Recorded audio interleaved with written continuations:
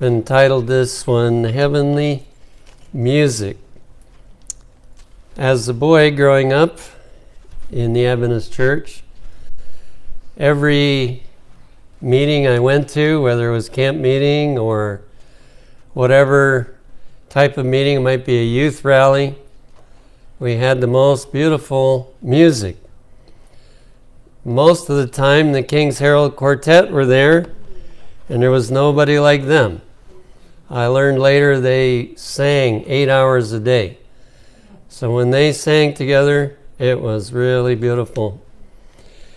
And there was another man by the name of Sonny Lou, and he didn't look like he was working at all while he was singing, but the most beautiful music just rolled out of Sonny Lou.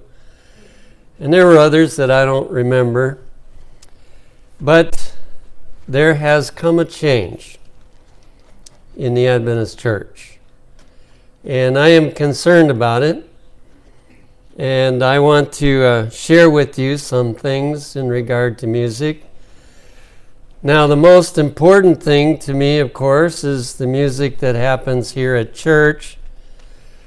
But I have come to believe that what people listen to in the privacy of their own homes affects the kind of music that they want to do at church. And so I hope that what we study today may have an influence on some of the music that you listen to at home.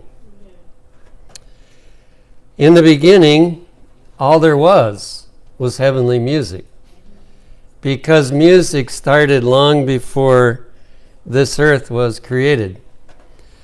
Now, I'm going to try to deal with some of the false ideas that I hear being expressed. And so I put this first one in the form of a question. If the words are okay, is the song okay? A lot of people would say yes, as long as the words are godly. It doesn't matter at all what style of music is used, as long as the words are godly words. But I suggest to you that's a false theory, that the way that musical notes are put together give a message all their own. If there were no words at all, they still give a message. Now, the movie industry knows that. They don't have to have any words. They can make you scared by the kind of music they're playing. They can make you happy. There's just, a wide variety of things that they do with strictly music, with no words attached at all. So it's really, I'm going to deal with this in a practical sense. I'm not a musician, but I do recognize good and bad music. And so I want to share just in a practical way. Now we've read Psalm 92, but also in Psalm 98, verse 1 and then verse 4 and 5, it says, "Oh, sing unto the Lord a new song. For he hath done marvelous things. His right hand and his holy arm hath gotten him the victory. Make a joyful noise unto the Lord, all the earth. Make a loud noise, and rejoice and sing praise.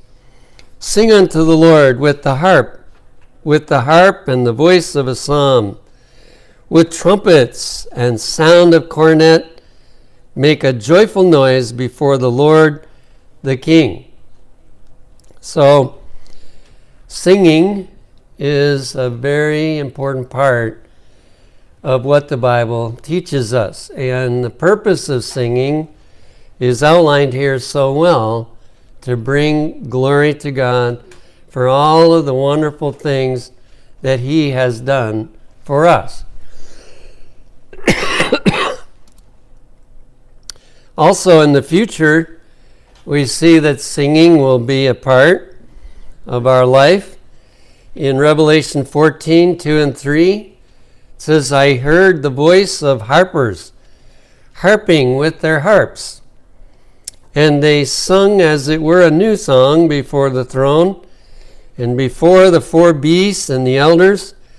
And no man could learn that song but the 144,000 which were redeemed from the earth. Why couldn't anyone else sing it? Because this group of people had an experience that no other people had. So song comes from our experience. And if we are listening to songs that arise from a worldly person's experience, it is going to convey something that is not helpful to the Christian. And I'm not suggesting that there is no good music outside of the Christian realm, but I do believe that we need a liberal supply of the kind of music that expresses a person's experience that's uplifting and strengthening to us. And you can see the hymns are that way. The hymns just lift your heart to heaven as we sing those hymns and sing those words. Now, what was God's purpose when He created music in the first place? Fortunately, we've been told in Patriarchs and Prophets, page 594. Music was made to serve a holy purpose. So, as far as the beginnings of music, none of it was for a secular purpose. All of it was for a holy purpose. To lift the thoughts to that which is pure, noble, and elevating, and to awaken in the soul devotion and gratitude to God. So there is the reason why God invented music. He wanted to help us have our thoughts lifted to things that are pure, things that are noble, things that will elevate us and will cause us to want to worship God, to have devotion and also gratitude to God. That's the purpose why He invented music. Then it says, what a contrast between the ancient custom and the uses to which music is now too often devoted. So there's been a change in a world of sin. And the musicians many times know what they're trying to promote, but I'm not sure they always know what they're trying to promote. But Satan knows for sure. And there are many, many things being promoted in this whole world that are not going to do what God intended for music to do. A love for music leads the unwary to unite with world lovers in pleasure gatherings where God has forbidden His children to go. There's an endless number of musical concerts available today. And what I don't go to any of them. I used to go to the Christmas program down at the Presbyterian Church, but one year they had some not so good music there, and I said, well, unfortunately, it's penetrating here as well.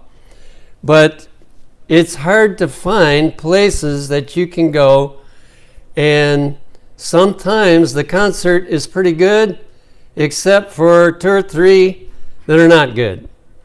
And what I believe, and the same thing is true of CDs, what I think the devil is trying to do is to develop a taste for the bad. And so he attracts you with the good, and you listen to the good and you don't want to turn it off or tell it to skip the CD. Or if you're in the concert, you don't want to walk out. So you listen to it, and after a while, your taste for music changes. And so this, I'm not saying there's no musical concerts we can safely go to, but most of them are like it says here. A love for music leads the unwary to unite with world lovers in pleasure gatherings where God has forbidden his children to go. Thus, that which is a great blessing when rightly used, and here's something that we should really pay attention to, becomes one of the most successful agencies by which Satan allures the mind from duty and from the contemplation of eternal things. Notice the words, one of the most successful agencies. When I think of what has happened in the Adventist Church, I think of the military practice, that they develop missiles, even planes, that can come in so low, it's under the radar. And nobody is aware that these planes or these missiles are coming. And it seems like this is what's happened, and people are welcoming it and not seeing any harm in it. And it is, I believe, corrupting many, many people's experience, because it is one of the most successful agencies that Satan has. And it stands to reason, right? He was the choir leader in heaven. He led out with the music that exalted God, that fulfilled the purpose for which music was invented. But when he got corrupted, he knows how to corrupt us by presenting the kind of music that will hurt us and take away our devotion to God and our gratitude to him. It goes on to say this in the next paragraph: singing as a part of religious service is as much an act of worship as is prayer. When we sing, if we pay attention to the words, it often is a prayer. But even if it isn't a prayer, it needs to help us to really come into the same spirit and attitude. And that's one reason why I believe we should not skip song service, because song service is very, very valuable in setting the tone for all of what happens on Sabbath morning or any other religious meeting. Then it says, the heart must feel the spirit of the song to give it right expression. So we need to be engaged. Now, those of us that have been members a long time, including myself, I will catch myself now and then drifting, because I know the song so well and I can sing it without hardly thinking about it. But that's not good music. Good music is when the heart feels the spirit of the song, and that way we can sing it right. We can express what's in the song correctly. And it can be what we want, what we desire, as we're singing that song. Now, let's take a look at some of the identifying marks of godly music. Number one, the melody is predominant. Not the beat, not taking our attention away from the melody. Now, harmony is good. It's a blessing to have, all four parts if it's singing, and to have harmony. But in godly music, melody is the predominant factor. Some people point to the fact that long ago that Luther took some songs from the bar room and he put Christian words to it, and they used that as a justification for taking worldly music and putting Christian words to it. But they are not reasoning correctly. Luther would not have been able to use these barroom songs unless the melody had been predominant. But in the worldly songs today, you know, if somebody's listening to their music in the next apartment, you can't hear anything but the beat, because that is what's predominant, is the beat. And that was not true of the music that Luther used to put some Christian words with it. Second point, the emphasis or beat is on the first note. To give an example, it's like marching. When you march, you emphasize left, left, right, left, right. And if the music emphasizes left, right, it gives your body a totally different message. And it's not a good message. So that's why it's important for the emphasis to be in the right place. Number 3, godly music does not make you feel like moving your body in a sensual dance or in movements that are not appropriate for a Christian. But the worldly music does make your body feel like doing that. You might not do it, but it makes your body feel like doing it. Now that, I would make a distinction between tapping your foot, you know, and keeping up with the music, that's different. But the effect of making the body want to move is not a good thing. Number 4, godly music does not suggest a sentimental love of God. You know, today in many of the songs, if you replaced the name of your lover with the name of Jesus, it would actually sound more correct. But the word Jesus is put in there, or something to do with God. And sentimentalism is not even best between people on earth, because it doesn't produce the genuine love that God wants us to have. And Jesus, while he is very happy for us to love him, he is not wanting a sentimental lover type love. He doesn't want that. It's not rewarding to him. And so if we copy the songs and the style of music that the world is doing, that's the way it will often turn out, to be simply a love song but directed at God.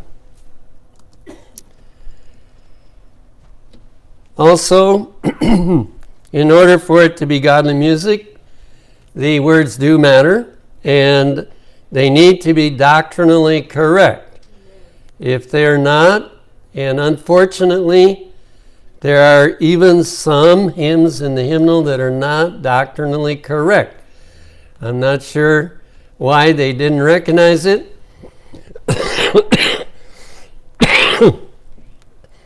But there's no benefit in singing error. It doesn't help us. Even if the musical style is good, we don't want to be singing incorrect messages. Here's another really big one, and I'm not proving any of these points. I'm just making observations of what I see in the kind of music that is getting done in churches today, and I don't think it's a good thing. Number 6, it should not have a hypnotic repetition. Now, it's true in the hymnal we have choruses And so we sing the chorus a number of times, depending on how many verses. But a lot of the modern music has a repetition that goes all the way through the song. And it's like, there's a little tiny message. I call it pablum. When a baby is born, you feed the baby baby food. And that's okay, but we don't need to carry that from the children's division into the worship. And we need something that gives a message. And the hymns do that beautifully. There's other songs that give it beautifully. What we heard this morning was a good message. But we need to beware, because I believe what the devil is trying to do is to hypnotize. Now, that's not the way God works. He doesn't try to get followers by hypnotizing them. But he gets followers because their brain is in gear and they can make decisions based on what he is seeking to help them with. And so let's be careful of these songs that just go on and over and over. I feel like getting up and leaving when they sing those songs that get so tiresome. Now let me give you just a brief bit of history. How did this happen to the Adventist Church? That we would go from having beautiful music everywhere to having very little beautiful music. One time I was sitting in ASI, and it was during a time when the music leader was, I guess, of the mind that you need to give everybody the style of music they want. And so they had some really good music, and then they had some music that was not good in the same series of meetings of ASI. And you know what I noticed? For the bad music, the audience would clap. For the good music, they wouldn't clap. If they did anything, they'd say amen. And I thought, that's very interesting. Somehow, this audience recognizes the difference between good music and what's not. And when it's not good music, they saw it as entertainment. And when it was godly music, they saw it as worship. And so they acted differently. Well, praise the Lord, they got a good music director, and we don't have the bad music anymore, or almost none, at the ASI meetings. But how did this come in? Well, there was a group called the Wedgwood Trio. And I was able to get a book in regard to the history of the Wedgwood Trio. And here's just a couple of thoughts from this book. The title is Wedgwood by Marilyn Thompson. The 1960s was a time of turbulence in the world and in the church. Change was going to happen in church music. Notice how it was going to happen. Youth culture was going to come to the forefront, whether or not there was a Wedgwood Trio. So the author is saying, the Wedgwood Trio did it, but if they hadn't done it, somebody else would have done it, because youth culture was going to take over the Adventist church. Now in the Bible, we don't have the youth in control. I believe youth should be given opportunities. That's why I enjoy Youth for Jesus, to do things for God. I believe they ought to get training, but they should not be in charge. In the Bible, we have the patriarchs in charge, not the youth. So really what we see here is that the older people let the youth take charge of the church in regard to music. Youth culture was going to come to the forefront whether or not there was a Wedgwood Trio. By some accident of fate or luck or providence, however, it fell to us to be trailblazers. So this is one of the Wedgwood Trio expressing this, and she put it in the book. One of the most frequent comments we hear from people is that we changed music in the Adventist church. And from reading the book, I would agree that they did change the music in the Adventist church. What I didn't realize was that I was watching a revolution. It had started innocuously enough at Newbold College in England with some hillbilly songs from the American South. Now, one of the Wedgwood Trio's father warned him not to sing that kind of music, but he ignored his father's advice. And at first, the churches didn't want the Wedgwood Trio to be singing. But finally, they got some support, and once they got started, it just went like wildfire. But by the time the trio gave its last concert in 1972, Adventist music had changed forever. Groups such as the Heritage Singers, Take Three, and Harvest Celebration were developing their own style of contemporary Christian music. And I'll have to also point out that the King's Herald have followed the Wedgwood Trio today. You cannot expect to hear the kind of music that HMS Richards would allow. And one of the saddest things to my heart was to hear some corrupted music by Del Delker. Now, when HMS Richards was alive, he wouldn't let her sing that kind of song. But I read the book about her life, and she argues in there that, this change is a good one, that there is no impact to the way the music is put together, it's only the words. And I was shocked to hear that out of Del Delker's lips. But, I guess we're all in danger. If we don't understand these things, we are in danger of going down the wrong path when it comes to music and thinking that we're doing something good, but the music is taking us in the opposite direction. Don Vollmer was one of the Heritage Singers. He said, "People sometimes remind me how I used to say that if I had to do it all over again, I wouldn't be a part of the Wedgwood phenomenon." They're right. For years I did feel that way. I felt like we were the group that opened a Pandora's box of musical demons because it seemed like once we gained acceptance, other groups followed who took music far beyond what I found comfortable. Through the years, I felt responsible for that. Now, if you read more of what he's saying, he actually thought that the earlier music was okay, but that the later music was bad.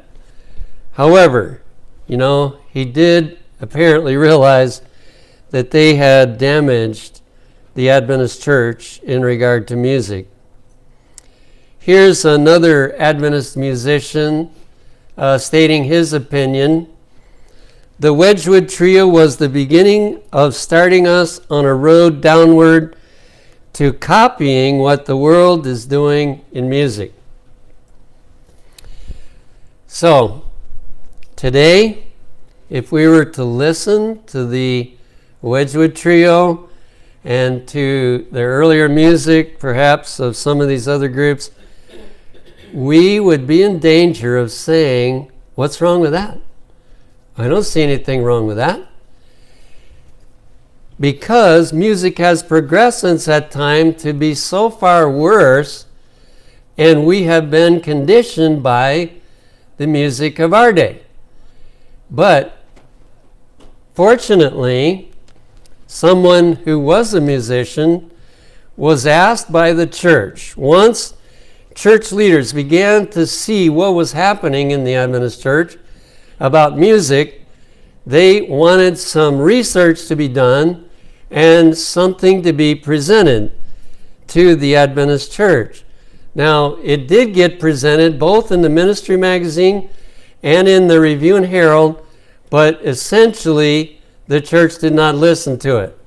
I mean, there are people in the church that are very concerned about this, but the majority have ignored this. And so I want to quote a few things from this series of articles. It was entitled "The Power of Music" by H. Lloyd Leno.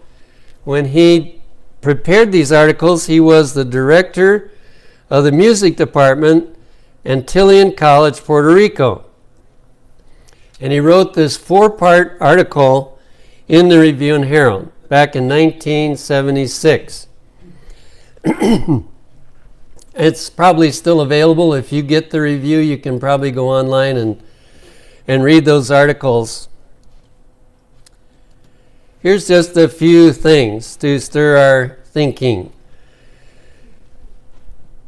Popular music has troubled Americans ever since the turn of the century. That's while Ellen White was still alive. The turn of the century he's talking about from the 1800s to the 1900s. And here's what he said was the problem. When ragtime and jazz began to evolve and be played to the off limits of southern and eastern cities. So he mentions 2 styles of music. One is called ragtime, but as you'll see as I read a little more, ragtime is just another word for syncopated music. And he mentions jazz.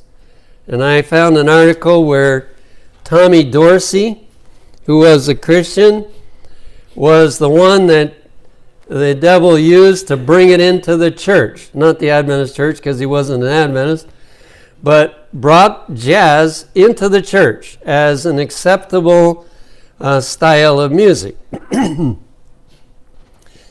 From its inception, it was colored with some of the ill repute of the peoples from which it sprang. You see, music comes from the experience that we have.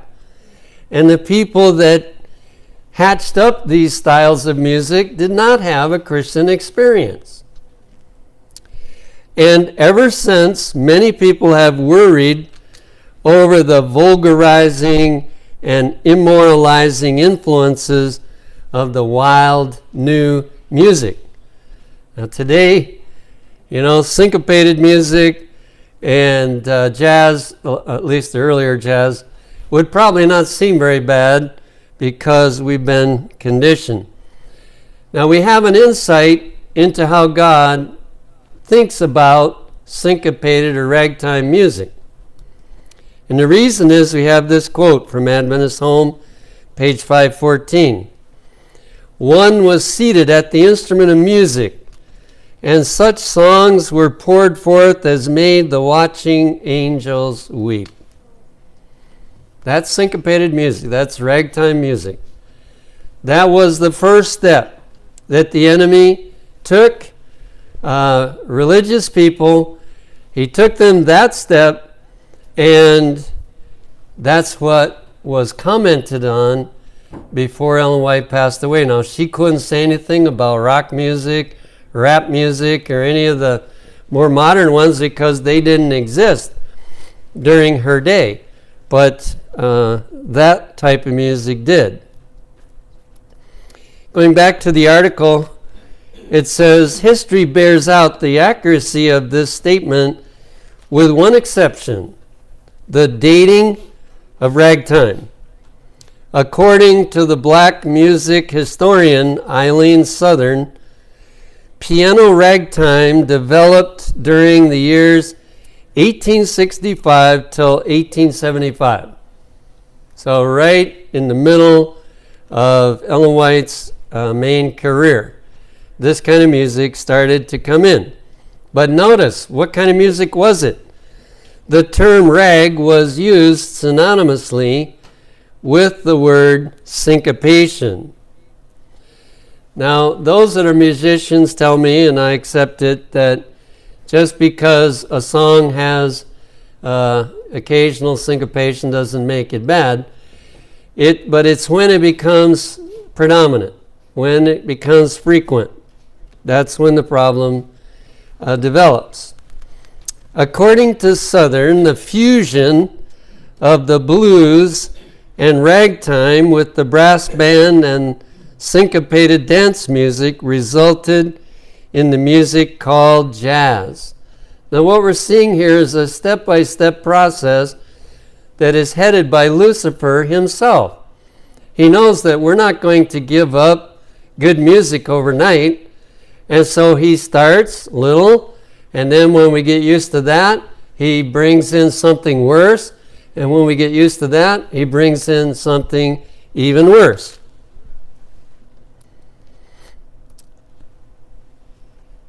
Webster's New World Dictionary states jazz, Creole patois, that's a dialect jazz.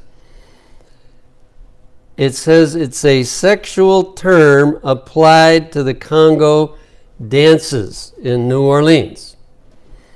So that's why the body feels like moving, because it was made to make the body want to move, but not in a way that belongs in church and in our spiritual life. Today, jazz exists in many forms in addition to its fusion with rock. So now we're ready to take the next step. We go from the syncopated ragtime music to the jazz, and now we go to the rock.